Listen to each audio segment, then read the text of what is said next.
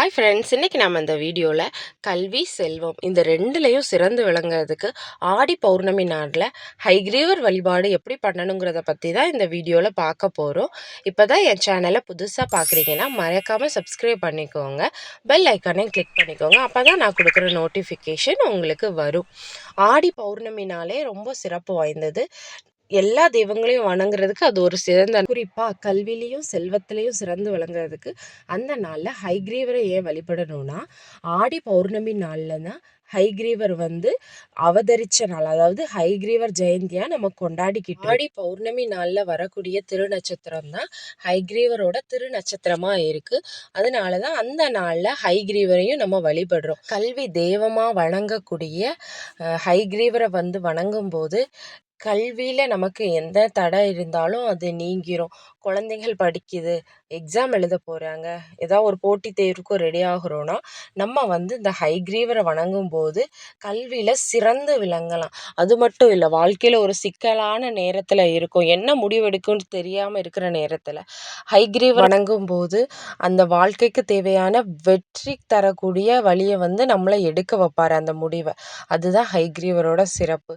ஹைகிரீவர் ஸ்ரீமன் நாராயணனோட மறு உருவமாக தான் விளங்குறாரு.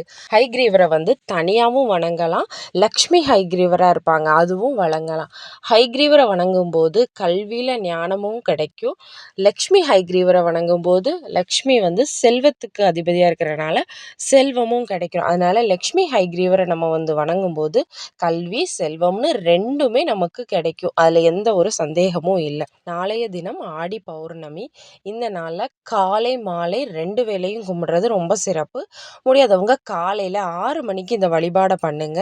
ஹைகிரீவர் படம் இருந்ததுன்னா அதை சுத்தம் பண்ணி பொட்டெல்லாம் வச்சு விளக்கேற்றி வழிபடுங்க. ஹைகிரீவர் படம் ஒருவேளை இல்லைன்னா பெருமாள் படத்துக்கே விளக்கேற்றி நம்ம வழிபடலாம். ஹைகிரீவருக்கு ரொம்ப பிடிச்ச ஏலக்காய் மாலை போடுறது ரொம்ப சிறப்பு. இந்த நாளில் காலையில் ஒற்றைப்படை எண்ணெய் ஏலக்காய் மாலை போட்டு வழிபடும் போது வாழ்க்கையில் நமக்கு சிறப்பான விஷயங்கள் தான் நடக்கும். ரொம்ப சிறப்பான இந்த ஏலக்காய் மாலையை போடலாம். அப்புறமா அவருக்கு பிரசாதமாக பசும்பாலில் ஏலக்காவை தட்டி போட்டு அதை பிரசாதமாக வச்சு வணங்கிட்டு இதை வீட்டில் இருக்க எல்லாருக்கும் கொடுங்க. குறிப்பாக படிச்சுட்டு இருக்க பிள்ளைகளுக்கு கொடுக்கும்போது கல்வியிலையும் ஞானத்துலேயும் சிறந்து விளங்குவாங்க. இந்த மந்திர சொல்லி வழிபடும் போது கல்வி ஞானம்னு ரெண்டுலேயும் சிறந்து விளங்கலாம். குழந்தைகளுக்காக நீங்களும் இந்த வழிபாடை மேற்கொள்ளலாம்.